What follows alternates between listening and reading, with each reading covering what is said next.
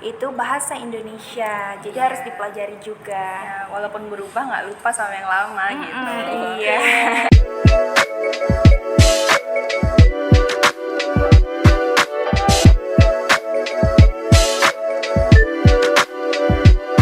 Halo teman-teman semuanya, kembali lagi bersama aku Dela Savitri. Dengan saya Aiden Taslia. Kali ini kita akan membahas tentang fenomena yang lagi hangat di kalangan generasi Z, yaitu gaya bahasa yang penuh kata baru, singkatan, dan bahasa gaul. Nah, fenomena ini bikin bingung orang tua. Nah, kira-kira ini sekedar tren atau bisa mempengaruhi cara kita melihat bahasa ke depannya ya? Nah, untuk lebih mengenal lebih jauh tentang bahasa generasi Z ini, kami mengundang para narasumber kami yang hebat tentunya. Berasal dari Universitas Riau, di mana Universitas Riau ini merupakan universitas terbesar nomor 1 di daerah Riau. Oke, boleh memperkenalkan diri dulu narasumber kita? Iya. Halo semuanya, perkenalkan nama aku Siti Aisyah dan aku dari Fakultas Ilmu Sosial dan Politik, dan ya tentu saja aku dari Universitas Riau. Halo semuanya, perkenalkan nama aku Laudia Hesi Munazah. Aku juga dari Fakultas Ilmu Sosial dan Ilmu Politik, jurusan Administrasi Bisnis. Oh, berarti kalian ini sama berarti ya? Iya. Sama, nanti berangkatnya sama juga. Oke, baik. Langsung saja deh, biar teman-teman juga nggak penasaran nih tentang fenomena bahasa generasi Z ini. Baik, menurut pendapat kalian itu perubahan bahasa tersebut itu bagaimana sih? Nah, perubahan bahasa ini pasti terjadinya secara naluri. Setiap generasi itu pasti memiliki gaya bahasanya tersendiri. Contohnya seperti tahun 90-an, pasti mereka memiliki bahasanya sendiri, kayak menyebut circle-nya dengan kata jeng atau dan lain sebagainya. Nah, dengan generasi muda ini menyebutnya bestie. Nah, seperti itu karena kita juga memiliki istilah yaitu kronolog. Kronolog ini merupakan bahasa di setiap tahunnya pasti memiliki ciri khas bahasa yang berbeda-beda. Iya, untuk bahasa itu mungkin terjadinya dari secara alami, kayak tergantung umur. Kayak tadi dari tahun 90-an, orang tuh juga punya bahasa trennya waktu itu. Contohnya kayak orang tuh bilang kayak asik kali gitu kan, tapi kalau di kita tuh udah kayak biasa kali nih, nggak enak gitu kan, kayak santai lah gitu kan. Kalau di kita sekarang santuy gitu. Kayak iya, bener banget nih. Itu jalan alami sih. Oke, berarti menurut pandangan kalian ini karena perubahan bahasa ini biar lebih santai dalam penggunaan bahasa sehari-hari, biar tidak terlalu berat nih sepertinya. Nah, yang kedua tuh dari perkembangan bahasa ini, yang terutama dari media sosial, apa sih pengaruhnya? Kalau dari media sosial itu pasti pengaruhnya sangat besar karena kayak itu menyebar di mana-mana kan. Contohnya kayak kita nih sekarang anak-anak muda pasti tahu kan yang namanya TikTok, kayak nonton-nonton TikTok. Tapi biasanya kayak video-video mereka tuh biasa aja kan, tapi pas kita lihat komennya tuh, dari komennya tuh kita kayak lucu nih, jadi kayak kita terngiang-ngiang, terbawa-bawa, jadi itu mungkin jadi tren di kalangan kita begitu. Iya, kayak gitu karena penggunaan media sosial ini kan nggak cuma di Indonesia aja ya, pasti di seluruh dunia secara global. Jadi kita juga melihat kultur berbahasa dari luar negeri dan menurut kita itu seru dan asik. Jadi kita menyelip-nyelipkan di bahasa gaul itu tadi, seperti penggunaan bahasa Inggris di selipan-selipan bahasa sehari-hari seperti Ya, itu. biar kayak keren modern gitu. Iya.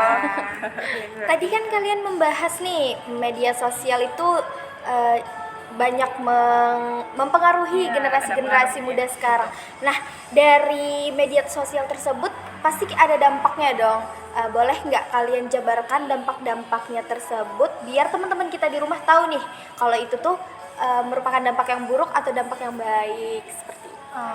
Kalau dampak ya, sebenarnya di setiap hal itu pasti ada baik dan buruknya ya. Jadi dampak kalau yang baiknya dulu pasti itu lebih trending, lebih gaul, lebih ada khas di setiap generasinya tadi. Tapi kalau dampak yang buruknya itu tadi akan bisa mengikis sedikit demi sedikit bahasa induk kita, yaitu bahasa Indonesia. Maka dari itu perlulah ada penekanan itu tadi, penekanan.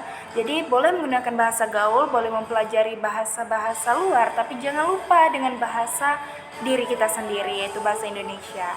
Nah, berarti untuk teman-teman di rumah, kalian tentu tetap harus belajar mengenai bahasa-bahasa baku nih, biar bahasa kita itu bisa direbut oleh negara lain nih, bisa aja. Karena menurut yang saya baca di media sosial, banyak nih anak-anak dari Malaysia menggunakan bahasa Indonesia, sedangkan kita dari orang Indonesia banyak nih menggunakan bahasa Inggris di setiap kata-kata yang kita keluarkan.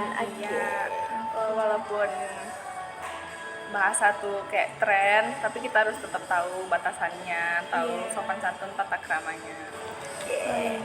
Oh iya, dari Malaysia ini tadi mereka juga karena media sosial, betul, dan betul. mereka saya melihat berita ya bahwasanya anak-anak muda di Malaysia itu mereka melakukan perlawanan, maksudnya itu mereka dilarang untuk berbahasa Indonesia tapi mereka menolak hal tersebut karena merasa saya memiliki hak untuk berbahasa dan mereka meninggalkan bahasa Melayu padahal itu merupakan bahasa induk mereka. Sungguh sayang sekali. Oke, selanjutnya yaitu dari fenomena ini kita itu perlu membiarkan atau perlu kita atur nih? Perlu dong, perlu diatur, jangan sampai seperti generasi muda di negara seberang. Karena kita mempelajari seperti yang saya katakan tadi, kita mempelajari bahasa luar itu boleh untuk memperkaya ilmu yang kita punya.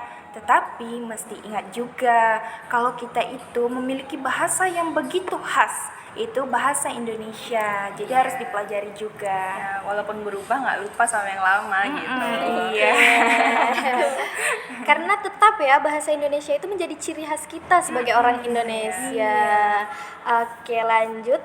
Nah, kalau kalian jadi guru nih, bagaimana pandangan kalian tentang bahasa Gen Z tersebut? Kalau jadi guru, saya mungkin akan beradaptasi pada siswa-siswi. Saya akan tanyakan kayak apa sih artinya itu yang kalian bilang tuh apa sih, kan mungkin kan kayak guru-guru kan nggak semuanya ngerti bahasa generasi sekarang. Iya, karena guru ini kan harus memutar otak juga ya supaya mahasiswa atau siswa-siswinya itu mau ikut mempelajari pelajaran yang guru itu bawa. Jadi dengan adanya guru itu mengikuti tren atau mengikuti zaman tersebut, maka kemungkinan besar mahasiswa atau siswi itu lebih asik dan enjoy dalam mengikuti pembelajaran tersebut. Ya. Oke, berarti jadi guru nih benar-benar harus yang memutar otak nih, benar. biar Perkembangannya mengikuti juga. perkembangan siswa-siswanya. Iya, betul. Oke, dari narasumber kita, pemaparan materi dari narasumber kita tadi, kita dapat menyimpulkan Jadi, kita sepakat bahwa bahasa gaul Gen Z adalah fenomena yang wajar dan tidak bisa dihindari nih. Tetapi, tetap penting memahami konteks dan situasi. Semoga dengan diskusi kita kali ini, kita bisa lebih bijak dalam menggunakan bahasa dan menghargai perkembangan bahasa yang dinamis. kami tutup podcast kita pada hari ini. Semoga bermanfaat. Sampai jumpa lagi. Bye.